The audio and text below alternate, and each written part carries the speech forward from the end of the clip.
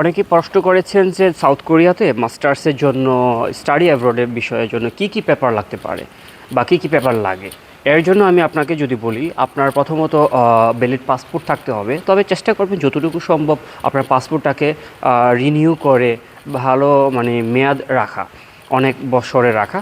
তারপর হচ্ছে আপনার জন্ম সনদ, এনআইডি কার্ডের যে নামগুলো রয়েছে, এসএসসি সার্টিফিকেট, এইচএসসি সার্টিফিকেট এবং ব্যাচেলর যে যদি সার্টিফিকেট রয়েছে এর নামের সাথে যেন একই অক্ষরে থাকে বা একুরেট থাকে, এগুলো যদি এফিডেভিট না করতে হয় তাহলে অনেকটা অথেন্টিক থাকে। তারপর আরেকটি বিষয় সেটি হচ্ছে যে আপনার যে পুলিশ ক্লিয়ারেন্সের সার্টিফিকেট প্রয়োজন হয়, টিন সার্টিফিকেট প্রয়োজন হয়। তারপর হচ্ছে আপনার এই যে পেপারসগুলো রয়েছে, তারপর ব্যাংক স্টেটমেন্ট রয়েছে, স্পন্সর সার্টিফিকেট রয়েছে, তারপরে ফ্যামিলি রিলেশনশিপ সার্টিফিকেট রয়েছে।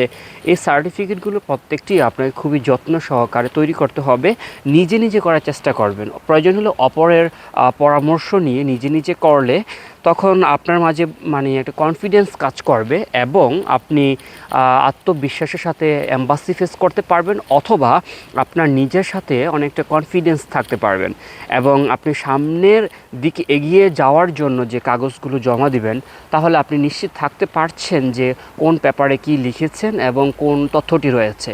তো আমি মনে করি যে আমার এই ভিডিওটি আপনার জন্য উপকারী হয়েছে। তাহলে অবশ্যই ভিডিওটি অবশ্যই যদি লাইক দিতে চান তাহলে লাইক দিতে পারেন, যদি আপনার কোনো প্রশ্ন থাকে তাহলে কমেন্ট করতে পারেন, যদি মনে করেন উপকারী অবশ্যই কমেন্ট করতে পারেন।